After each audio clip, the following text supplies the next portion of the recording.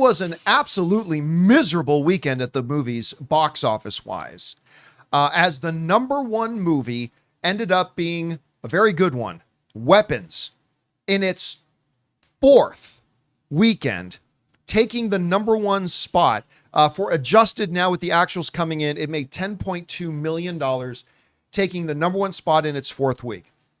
In the number two position, we've got Jaws, the re-release, made $8.1 million. That's very good for a re-release. 50-year-old movie? Yeah, not bad. Coming in at the number two spot. Then a couple of really big disappointments. Caught Stealing, the brand new Austin Butler, Vincent D'Onofrio, Liev Schreiber, Matt Smith. This was a movie that it's a Darren Aronofsky film. Opening weekend, it has made $7.8 million. In other words, nobody went to go see it. Freakier Friday came in fourth. And then in the number 5 spot, also in its opening weekend, the Olivia Colman and Benedict Cumberbatch movie, The Roses, which, listen to me, is awesome. It's a wonderful movie, really funny. Ann and I absolutely loved it. We weren't expecting big things from it from the box office because it didn't have a very robust marketing campaign at all. Awareness for it was pretty low. But still, opening weekend, it only managed to make $6.3 million on its opening weekend. All told, only one movie this weekend managed to make over $10 million. And it barely did, with Weapons making 10.2.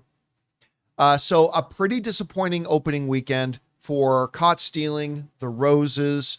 Again, Weapons, kudos to it. It continues to be a real success story right now, which is absolutely fantastic. Hey guys, John here. If you're dying for the next batch of Wednesday Season 2 to drop on Netflix, then I'll let you in on a secret. The Wednesday Season 2 official WoCast is already here. Prepare to dive deeper into the mysteries of Wednesday with the ultimate companion video podcast. Join the frightfully funny Caitlin Riley, along with her producer, Thing, as she sits down with the marvelous cast and crew. Together, they'll unravel shocking twists, dissect the dynamics lurking beneath, unearth the deep Addams Family lore, and answer all of your lingering questions that simply refuse to stay buried. Guests include Emma Myers, Joy Sunday, Steve Buscemi, Fred Armiston, Catherine Zeta-Jones, and of course, Jenna Ortega. With 8 delightfully dark episodes to devour, you'll be drawn deeper into the haunting halls of Nevermore Academy than ever before. But be careful, you know where curiosity often leads. The Wednesday Season 2 official WoCast is available now in audio and video on Todoom.com,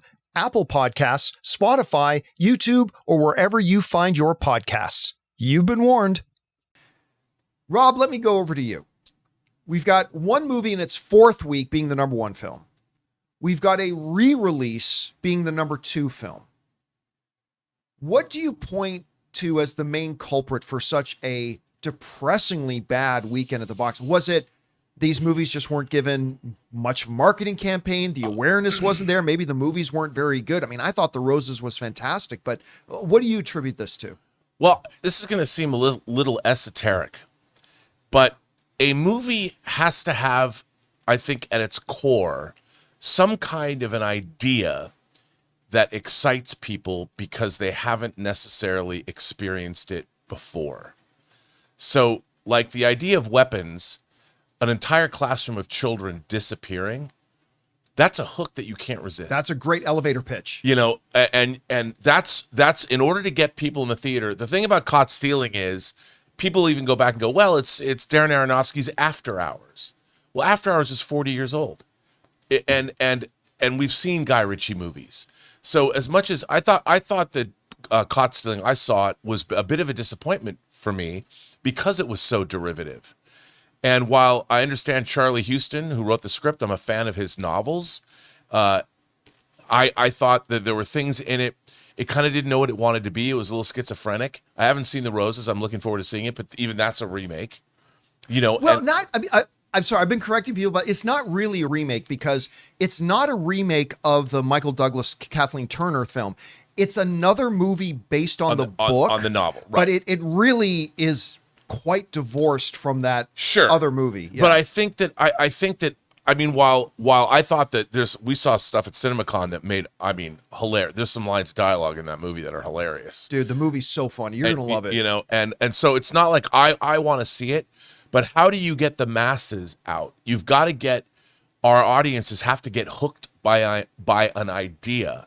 And that's why I think, and I have no idea how it's going to do, but I do think that The Long Walk, having seen it, is going to catch on, especially with younger audiences, because it has a hook that once people start to realize exactly what's happening, they're going to be like, oh my God, well, what happens?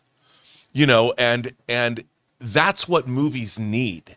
And that's what movies are, I think, a lot of the time are missing. And the problem is marketing departments are now reliant upon those kinds of hooks. And if you don't have it, like I thought the marketing material for Caught Stealing was actually pretty good. Right, but to your point, to back up your point here, okay, Long Walk. A bunch of boys are forced at gunpoint to participate in this walk where they have to walk 3 miles per hour. And if they fall below it or if they stop walking, they get shot and killed. Weapons. In the middle of the night, every child of one particular class at a school goes missing in the middle of the night and nobody knows what happened to them. There's your hook. Yeah. What is the hook for Caught Stealing?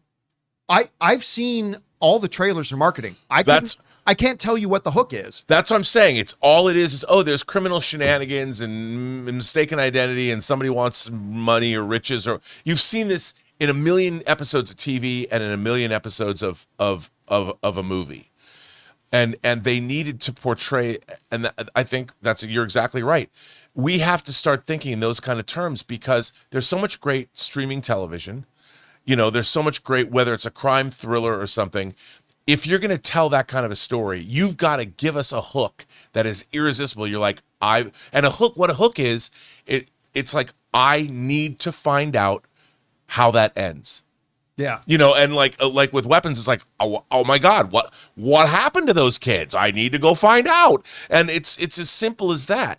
And whether you're telling, like even in a Star Wars movie, I wonder, because we don't know anything about the storyline, but there's got to be, Starfighter's a fairly generic title. You're a pilot of a starfighter. You're an X-Wing pilot. Okay, that's not enough. You've got to give me the hook. What is it about your starfighter that is different than, say, that guy from Kim's Convenience? He's a starfighter too. Yeah. Now, of course, in the case of Starfighter, that movie is so far away. They haven't even. Yeah, they don't even know. But that's what I mean. They'll give us a hook. Project Hail Mary. The Earth is going to die. There's one guy who's has to go out and fix it. Is he going to be able to do it or not? And he meets an alien on the way. I mean, that's like, I got to find out what happens. And I think that's what people forget when they're greenlighting projects today. I mean, they've got all these elements. By the way, Austin Butler and the cast was terrific in Caught Stealing. But even I would say that it was a little derivative. It felt like a bunch of other movies put together. Now, by the way, I normally won't mind that if the execution is still great. I'm not saying every movie has to have that one-line elevator pitch. No, it doesn't. But if you don't have it, you have to have a pretty robust marketing campaign around it to sell the audience about why they need to see it. And I would propose that neither Caught Stealing nor The Roses, by the way, other big fall-on-its-face flop, a movie that opened in almost 2,000 screens this week, Toxic Avenger, made $1.7 million on 2,000 screens. And I remember I said 2 weeks ago, guys, why aren't you talking more about Toxic Avenger? And I said, because no one's going to go see it. Yeah. Yes, it is. You don't understand. I had people yelling at me. The popularity is thing. I'm like, no one's going to go see it. But all three of those, none of those three had a robust, energetic, enthusiastic marketing campaign. And none of them really had a hook. And I mean, and also, look, let's not forget, Toxic Avenger is a trauma property. Yeah. It never carried, I mean, it is a cult movie amongst cult movie aficionados. And it's not even great. And, you know, they've done all different kinds of Toxic Avenger movies, but they belong to the same kind of subset that people who get excited about Sharknado movies belong to. So it's not like you're going to make the Toxic Avenger crossover. Yeah. Even though if the movie was good, I mean, the makeup's quite good. Look at that. Anyway, guys, question is for you. What do you think about this? I mean, Weapons continues a very impressive run, which is great. And oh my God, congrats to Jaws. But None of the other films did well. They all kind of found their face. What do you attribute that to? Is there a bigger picture here? Whatever you guys think, jump down to the comment section below and let us know your thoughts. Hey guys, thanks so much for watching this video. Make sure you like the video, leave a comment, and subscribe to our channel. And don't forget, we have a daily podcast called the John Campea Show podcast, available on Apple Podcasts, Spotify, or your favorite podcasting app of choice. Go and subscribe to it today so it'll be there when you need it.